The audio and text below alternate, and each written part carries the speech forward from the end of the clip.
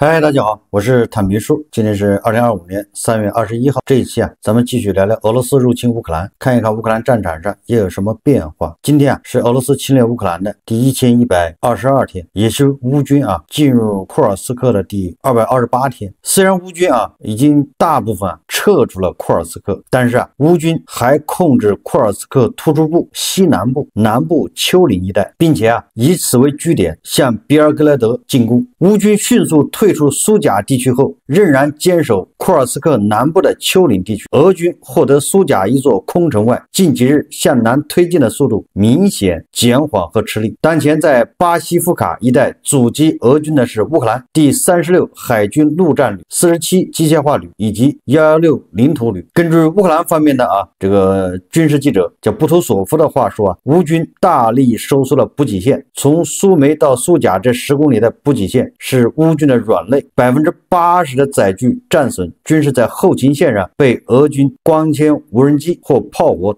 打中的。放弃苏贾，收缩补给线，装备或后勤车辆损失急速降低现在乌军占着南部丘陵一线高地，从战术上讲，这个对乌军非常有利这个从这儿可以迟滞俄军的这个步伐和追击对于俄军来说显然是个痛苦而要付出惨重代价的一个绞肉战也就是这个丘陵地区大概100多平方公里还在乌军手上如此同时乌军对俄境内比尔格莱德进攻性试探，已经打掉了俄军无人机部队的一个重要据点。也正是俄军利用这个无人机据点一直在打击干扰乌军的后勤补给线。这个俄军的光纤无人机攻击距离正好是15公里，而这个德米多夫卡地区这个丘陵距离乌克兰军队的主要前线补给线也只有15公里，所以这个地方非常重要。这个泽连斯基自己他也承认了，他说普京在战场上并非处于弱势地位，所以他认为普京不希望停火，因为普京不想让我们在库尔斯克留下哪怕1名乌克兰的士兵。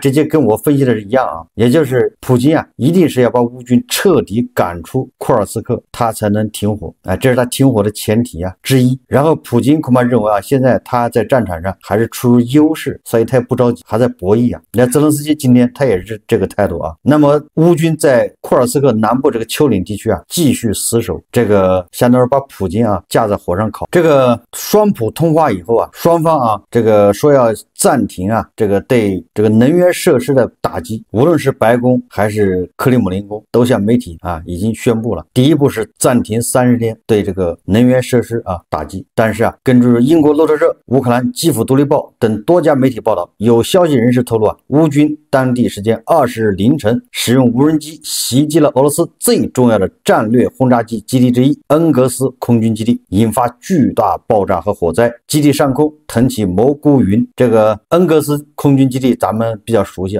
这个乌军的无人机有事没事就去光顾就去炸一下。那个恩格斯空军基地主要是图95这个战略轰炸机的这个机场。基辅独立报称一名来自乌克兰国家安全局的消息人士向该媒体证实上述袭击事件的发生。该消息人士称在乌克兰国家安全局和特种部队发起行动后，恩格斯空军基地发生火灾、爆炸和弹药的2次爆炸。此外，乌克兰武装部队总参谋部也报告了此次袭击。该部门在一份声明中称，俄罗斯空军利用这处军事设施对乌克兰领土发动导弹袭击。这个恩格斯空军基地离俄乌前线大概650公里这个给俄军造成的损失目前还要等待进一步核实从那个爆炸现场来看恐怕损失惨重这个不光是空军基地遭到轰炸俄罗斯克拉斯诺达尔边疆区行动指挥部3月19日发布消息称边疆区的高加索区油库灭火团队力量增加到400到500人也就是增加了400-500人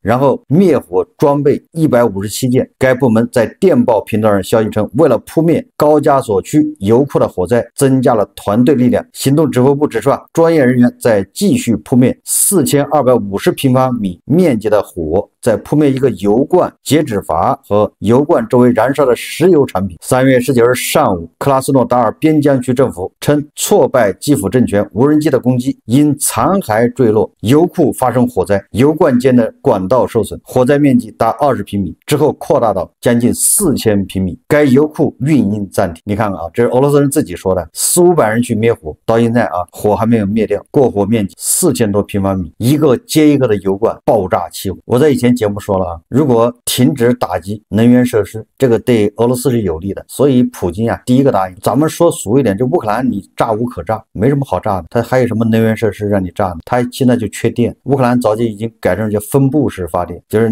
每个单位都有自己的发电机啊，拿柴油啊这么对付你说你还怎么炸？但是俄罗斯的那些什么炼油厂、储油罐，对，现在炸一个少一个，都是高价值目标啊，对吧？无人机发50个过去，只要有一个打中，你看看，就是400-500人要灭几天火都灭不掉。我倒是觉得啊，乌克兰做的对，就是趁这个双方还要进一步协商，那就趁这个机会空弹疯狂的轰炸这个俄罗斯的炼油厂，就是要打击他的钱袋子啊。今天比较重要的一个新闻呢，就是特朗普跟普京啊汇报完工作之后，与泽连斯基进行通话。我们看啊，这个是美国驻华大使馆他发的一个中文，由这个卢比奥和安全顾问华尔兹发了一个关于与泽连斯基通话的声明。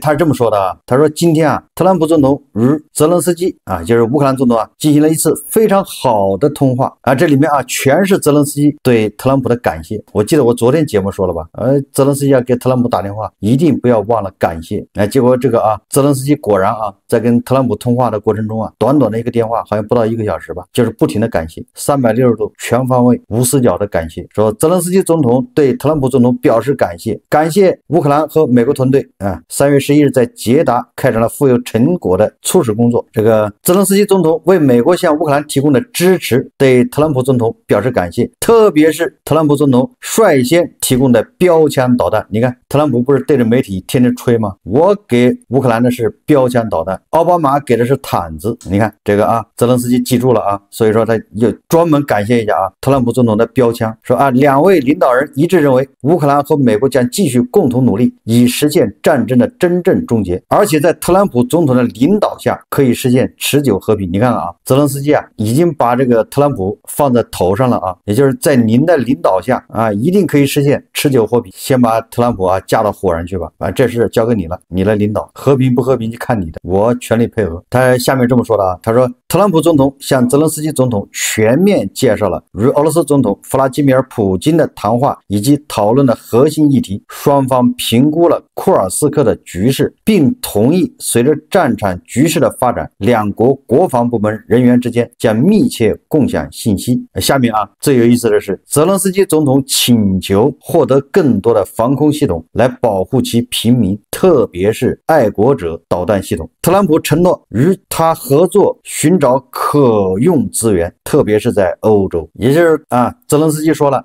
在您的领导下一定会实现持久的和平。然后呢，我这边啊，为了保护老百姓，我需要这个爱国者导弹。特朗普马上答应了，没问题啊，我帮你去找。然后矛头一指啊，欧洲，你看这就是商人啊，老奸巨猾。也就是爱国者导弹，你别找我美国啊，欧洲有啊，我帮你协调去吧，反正欧洲人掏钱，不就这意思吗？我这可没有富裕的啊，在欧洲给你找一找。可见特朗普这鸡贼啊。下面是2位领导人还就能源领域的部分停火达成一致，说泽连斯基总统对特朗普总统在这一努力中所展现的领导力表示感谢，并重申了他愿意接受全面停火。你看看这短短的几句话里面，泽连斯基已经感谢了多少次了啊，不停的感谢啊，这个把感谢就挂在嘴上。完了之后呢，而且就是啊，特朗普你说了算，对吧？在你的领导下啊，这个泽连斯基再一次重申啊，我是愿意接受全面停火的。你看看啊，上一次咱都说好了全面停火，你这回你搞了个啥？你搞了个部分停火。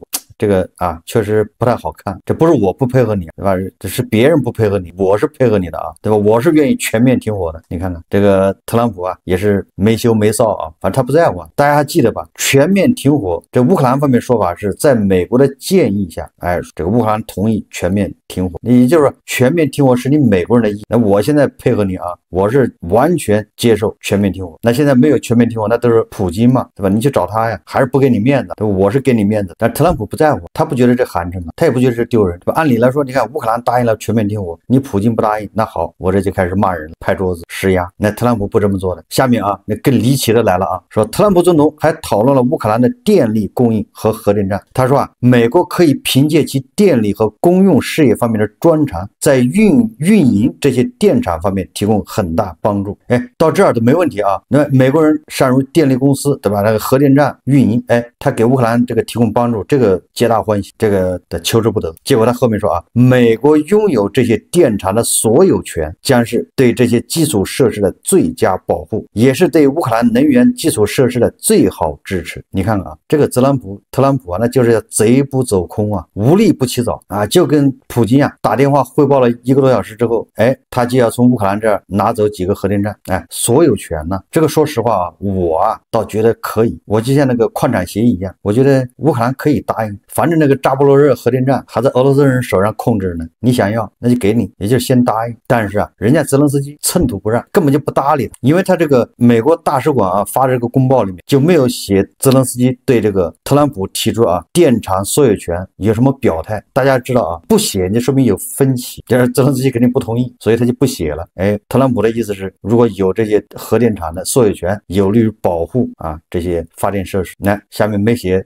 泽连斯基的态度，那不就是显而易见吗？泽连斯基不同意。实际上，泽连斯基今天对媒体说啊，泽连斯基19日证实，美国总统特朗普当天同他通话时，对获得扎波罗热核电站的所有权表现出兴趣。然后泽连斯基强调，乌克兰无意转让该核电站，将扎波罗热核电站转让给他人，这是我们的土地，我们的核电站应该交还。泽连斯基这番表态是针对美国白宫当天早些时候发布的声明。这个泽连斯基啊，这个很硬气，没毛病啊。但是我是觉得完全可以跟这个特朗普周旋，对吧？你想要这个扎波罗热核电站可以啊，给你，那你整个扎波罗热州啊得要过，对吧？那毕竟还很多附属设施啊，对吧？然后那个扎波罗热核电站你不能成为一个孤岛啊，那个它还有输电线要进去啊，要发电。这个核电站还需要外部的电站给它输电呢，冷却水啊，对吧？冷却塔需要外部供电等等吧。总之你可以拿这个说事，对吧？我把核电站给你，你把扎波罗热州给要回来。哎，但是泽连斯基就是不同意，没得打。特朗普又气坏了，这显然目的达不到，憋屈啊。后面还有啊，说泽连斯基总统再次感谢特朗普啊，感谢什么呢？说特朗普总统啊继续推进人道主义关切，其中包括交换战俘，也再次感谢。他指出，他们刚刚成功进行了一次战俘交换，并感谢特朗普总统的领导作用。你看看，特朗普总统还向泽连斯基总统询问了战争期间在乌克兰失踪的儿童，其中包括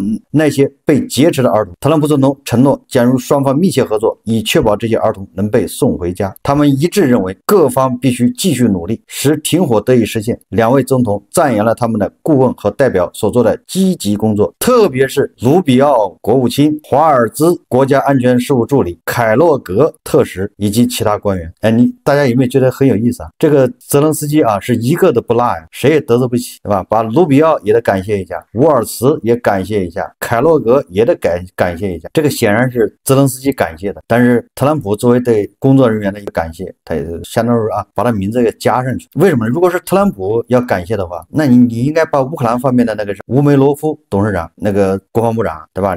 这个叫西哈比外交部长，还有伊尔马克那个办公室主任，你都得感谢一下。那不都是在这个沙特那谈判，那不是这几个人在一起谈的吗？你怎么只感谢卢比奥、沃尔茨呢？还凯洛格？乌克兰方面一个都不感谢，或者乌克兰方面就泽连斯基一个人在干活吗？所以说啊，这个显然是泽连斯基啊，这是谁也得罪不起啊，对吧？这阎王好请，阎王好糊弄，小鬼难缠啊，对吧？都得感谢到啊，少了一个都不行。但是啊，泽连斯基还是少了一个人，对吧？遥知兄弟登高处，遍插茱萸少一人，少的就是永远健康的万斯，这恐怕是个隐患了。这正所谓啊，智者千虑啊，必有一失啊。你看左想右想，还是落了一个永远健康的万斯。关键的后面说了，两位总统指示他们的团队推进与实施及扩大部分停火有关的技术问题。两位总统指示他们的顾问和代表尽快开展这项工作。两位总统强调，在今后的会晤中，有关团队能就推进持久和平与安全所有必要方面达成一致。你看啊，短短的这么1个多小时的通话，泽连斯基啊面面俱到，对吧？不厌其烦，一而再再而三的感谢。这个显然上一次白宫的争吵啊，给泽连斯基啊已经留下了心理阴影、心理创伤。这个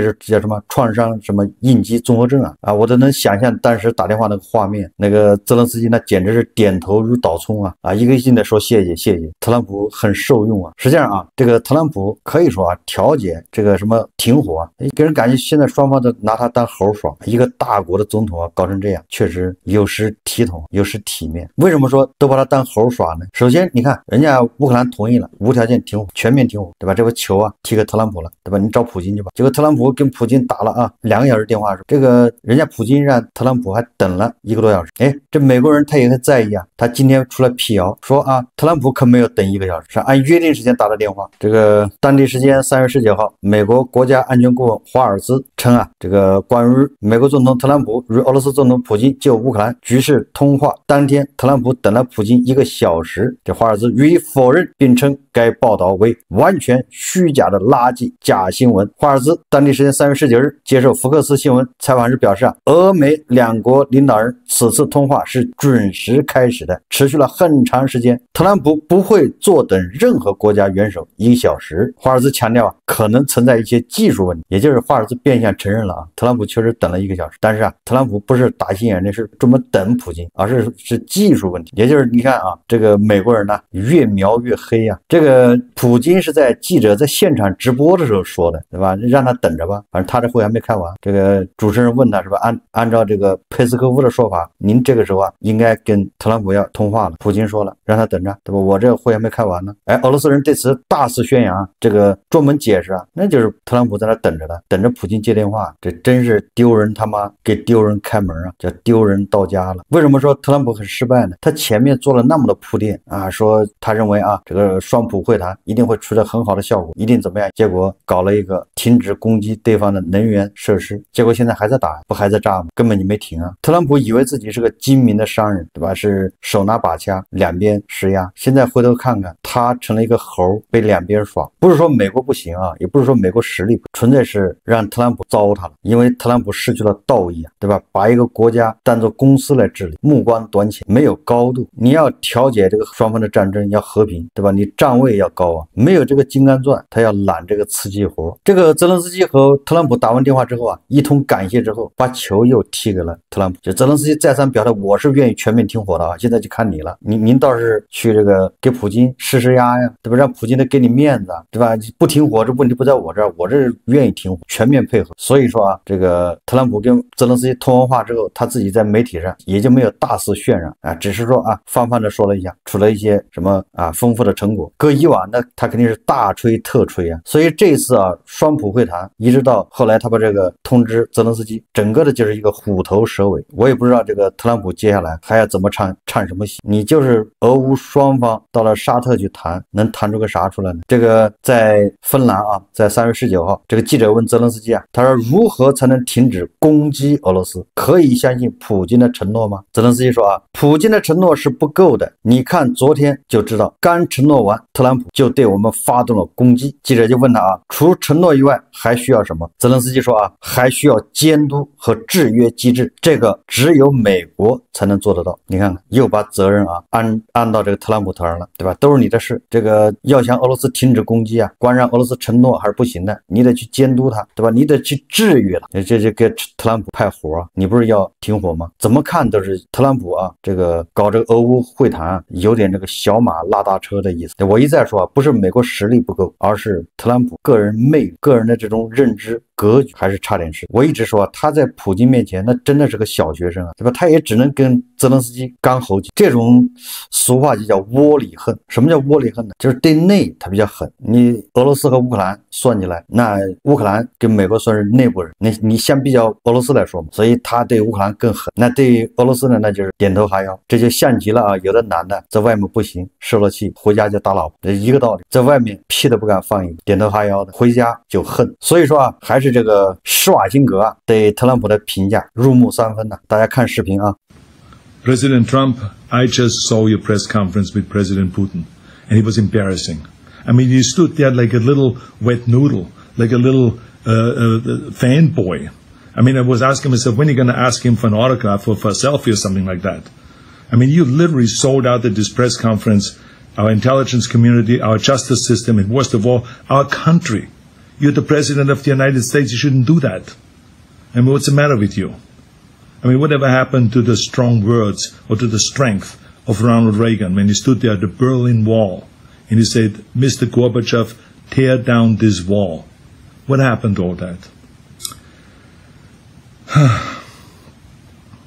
我们再看看这个世界各国目前的一个态度。3月19日消息，英国特种部队已进入高度戒备状态，已被随时可能被派往乌克兰。这一决定与一些欧洲国家考虑在俄乌冲突结束后，在乌克兰部署维和部队的可能性有关。隶属于每日邮报和通用信托媒体集团的媒体援引消息人士的话透露了该消息。消息人士指出英国军事规划人员上周已发出指令，为可能向乌克兰部署维和部队做准备，其中包括检查军事装备的实用性。本周三英国首相斯塔默在下议院回答提问时表示，他坚定不移支持乌克兰。这个再说说法国马克龙在两浦通话以后这个亲自到这个德法瑞边境的法国卢克瑟伊第116号基地，宣布投资15亿欧元，将这一原本面临关闭的基地扩建成法国第4个核空军基地。你看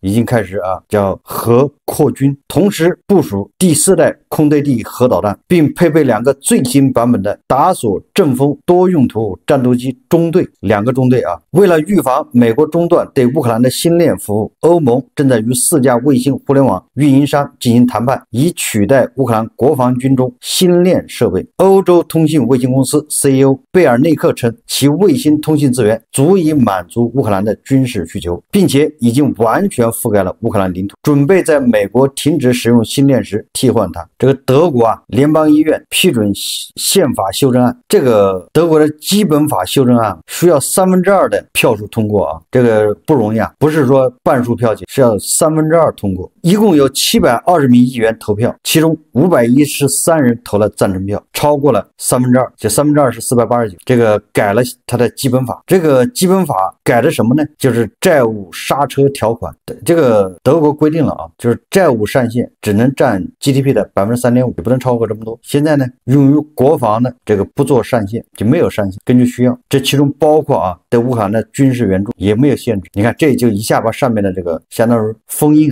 给打开了。德国可以说军事上苏醒了，所以德国马上向乌克兰额外提供30亿欧元的军事援助。当然了，3月21号还要获得联邦参议院的批准。如果联邦参议院批准那么德国政府将迎来新一轮财政政策调整，这就整个的德国国家要转型在经济、能源转型以及国防现代化方面产生深远影响。这个是普京所始料未及的普京亲手唤醒了这个欧洲的沉睡的巨人我们再看这个根据美国国务院发布的消息，美国国务卿卢比奥今天与英国外交大臣拉米进行了交谈。卢比奥感谢其为组建促进乌克兰和平国家联盟做出努力。什么叫促进乌克兰和平国家联盟呢？实际上就是斯塔默说的志愿者联盟，也就是组织部队进入乌克兰。你看卢比奥现在感谢英国做这个事情，但是大家也知道这个俄罗斯人是最反感、最反对欧洲派军队进入乌克兰，而卢比奥说感谢，所以这里面这个不知道特朗普到时候什么态度。这个卢比奥看样子表态也表早了，没有看其意识还没有看到特朗普还没发话，他就先感谢了。根据这个生意人报报道说，据普京所称，俄罗斯不会将目前俄控乌克兰领土归还给乌克兰，并要求特朗普承认俄罗斯对于克里米亚以及卢甘斯克、顿涅茨克、扎波罗热和赫尔松的主权主张。他如果这种情况在不久的将来发生，俄罗斯将不会对奥德萨和目前属于乌克兰的其他领土提出主权要求。你说这个强盗嘴脸这个无耻的行径他要求特朗普配合他，把乌东4个州和克里米亚全部划给俄罗斯。